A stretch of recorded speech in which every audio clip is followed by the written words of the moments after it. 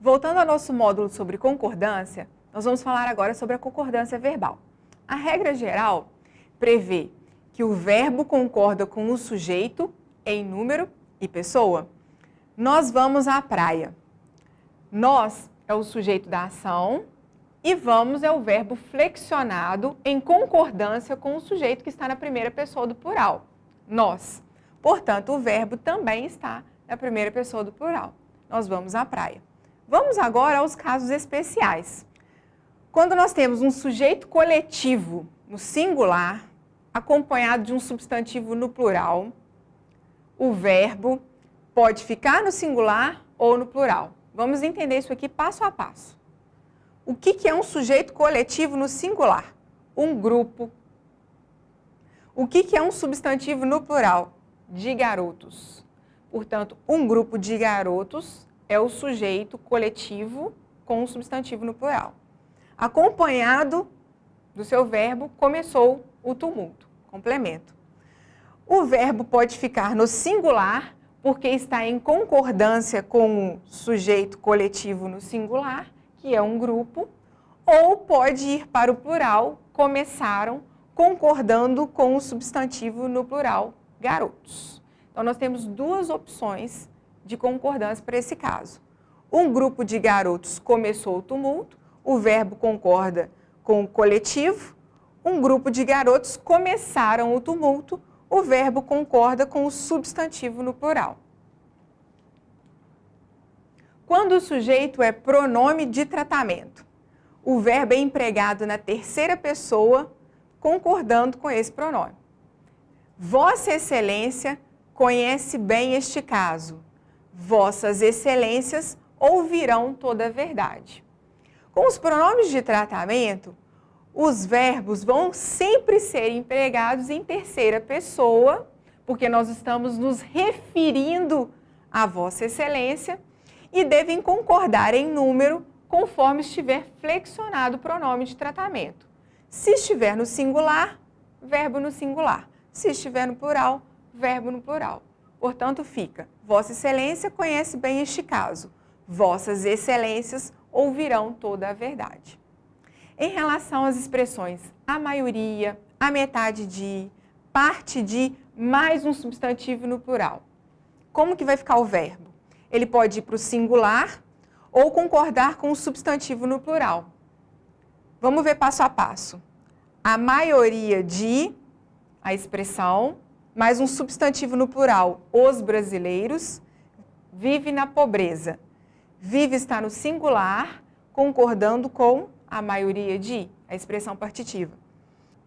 A maioria dos brasileiros vivem na pobreza. O verbo pode ficar no plural, concordando com o substantivo no plural. Ok? Em relação às porcentagens, o verbo pode concordar com o numeral ou com o substantivo a que a porcentagem se refere. 40% da população apoiam a política econômica. Observem que a porcentagem é 40%, nós temos o substantivo singular população.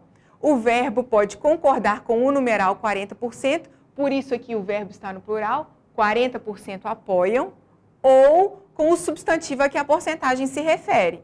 40% da população apoia a política econômica. Nesse segundo caso, o verbo está no singular, porque está concordando com o substantivo população, que também está no singular. Se ele estivesse no plural, como nesse terceiro caso, 90% dos alunos foram aprovados. O verbo pode ir para o plural. Este verbo pode estar concordando com a porcentagem, que é 90%, ou com o substantivo, que é plural, alunos. 90% dos alunos foram aprovados, ok? Sujeito composto anteposto ao verbo. O verbo fica no plural. Cão e gato é o sujeito composto, ele tem dois núcleos, cão e gato, dormiam lado a lado. Porque temos um sujeito de dois núcleos, o verbo fica no plural. Se nós tivéssemos um sujeito de um núcleo, se fosse o cão apenas, o verbo ficaria no singular, dormia. Agora, se o sujeito composto está posposto ao verbo, o verbo fica no plural ou concorda com o núcleo mais próximo. Olha os exemplos. Viajaram a mãe e a filha, viajou a mãe e as filhas. No primeiro caso, viajaram está flexionado no plural porque concorda com o sujeito composto por dois núcleos, mãe e filha. No segundo caso, viajou está no singular porque concorda com o elemento mais próximo, mãe, que está no singular. Se nós tivéssemos filhas próximo ao verbo viajar, o verbo ficaria no plural. Viajaram as filhas e a mãe. Nesse caso, ele estaria concordando ou com o elemento mais próximo, que está no plural, ou com os dois núcleos desse sujeito composto, as filhas e a mãe. Quando nós temos pessoas gramaticais diferentes, primeira, segunda e terceira pessoas envolvidas num sujeito, o verbo sempre vai estar flexionado em relação às pessoas que predominam na sequência. Primeira, depois a segunda e, por fim, a terceira. Observe esse caso. Tu, eu e meus filhos partiremos hoje. Nós temos um sujeito composto por três núcleos. Tu, eu e meus filhos é um sujeito composto.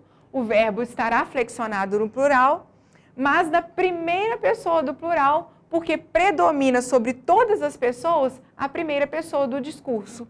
Por isso fica, tu, eu e meus filhos partiremos hoje. Se nós não tivéssemos a primeira pessoa nesse sujeito composto e tivéssemos apenas a segunda e a terceira pessoas, o verbo concordaria no plural, porque se trata de um sujeito composto, e se flexionaria de acordo com a segunda pessoa do discurso. Quando o sujeito é composto, resumido por palavra ou expressão no singular, o verbo fica no singular.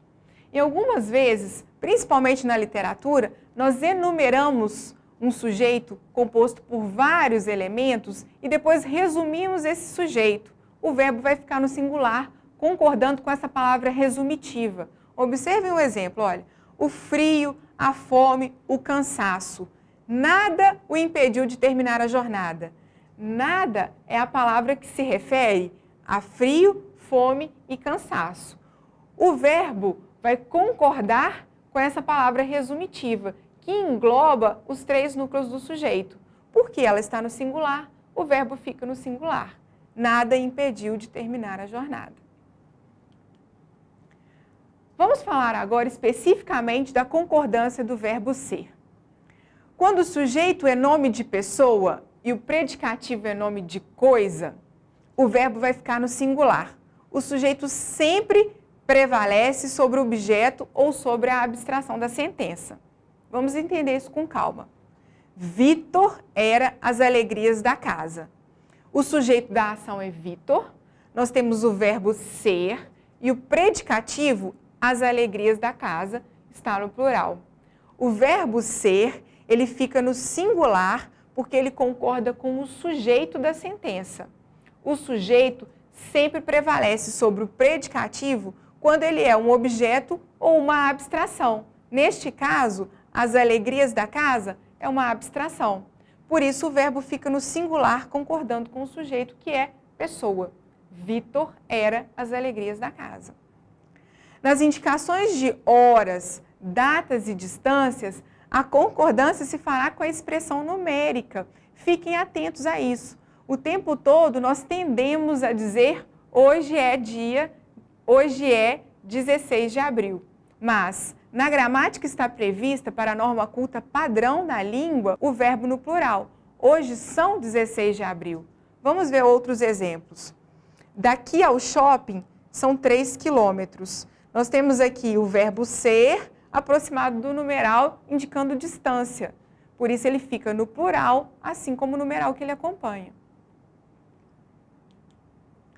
As expressões é muito, é pouco, é bastante, é menos concordam com o predicativo do sujeito. 100 metros é muito, 2 reais é pouco, 10 quilos é suficiente.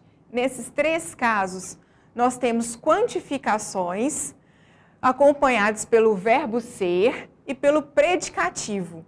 Neste caso, o verbo fica no singular, concordando com o predicativo muito, pouco e suficiente, que também está no singular, ficando, portanto, 100 metros é muito. Verbo com índice de indeterminação do sujeito. Vamos relembrar aqui o que é o índice de indeterminação do sujeito para entender esse caso. O verbo acompanhado da partícula se ficará obrigatoriamente no singular, caso se trate de verbo intransitivo. Os verbos intransitivos na nossa língua são aqueles verbos que não exigem complemento. Quando eles estão acompanhados da partícula se, essa partícula indica a indeterminação do sujeito. Se ela indica que o sujeito é indeterminado, o verbo não vai se flexionar, porque não há um sujeito na sentença para que o verbo se flexione concordando. Portanto, vai ficar vive-se bem aqui. O mesmo caso ocorre com os verbos transitivos indiretos acompanhados da partícula se. Os verbos transitivos indiretos na nossa língua são aqueles que exigem um complemento precedidos por preposição. Nestes casos, o verbo também não irá se flexionar. Precisa-se de digitadores. Observem que nós temos aqui a preposição indicando que se trata de um verbo transitivo indireto. Precisa-se de digitadores. Voz passiva sintética. Na voz passiva sintética, nós temos o verbo acompanhado também da partícula se.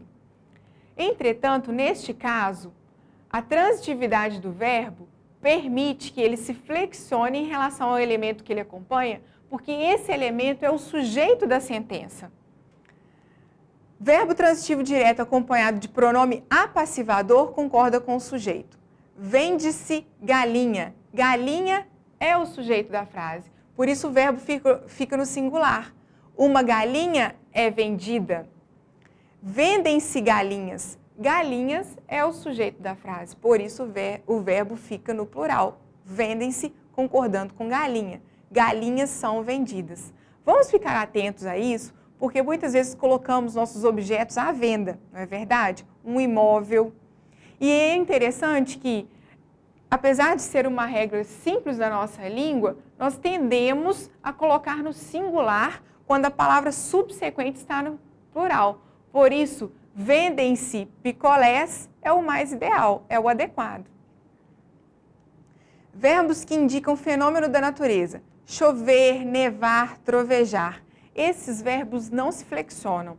Independente da sentença, independente dos elementos que compõem a sentença, ele sempre ficará invariável. Choveu meses nas regiões serranas. Isso alguns anos atrás, né? Verbos impessoais. Flexionam-se apenas da terceira pessoa do singular. O que são verbos impessoais? São verbos que vão indicar a passagem de tempo. Observem os exemplos. Faz 1 ano que ele se mudou. Indicando tempo transcorrido, o verbo fazer não se flexiona, mesmo que a indicação de tempo não seja 1 ano e sim 10. Faz 10 anos que ele se mudou. Isso porque esse verbo é impessoal. Ele está marcando o transcorrer do tempo. Havia meses que o dólar se desvalorizava. O mesmo caso para o verbo haver, indicando o tempo transcorrido, independente da quantidade, se são 1 ou 2 meses, o verbo vai ficar invariável. Vamos ficar atentos agora no uso do verbo haver com o sentido de existir.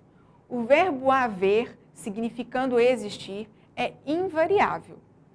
Há poucas ofertas de emprego nesta época.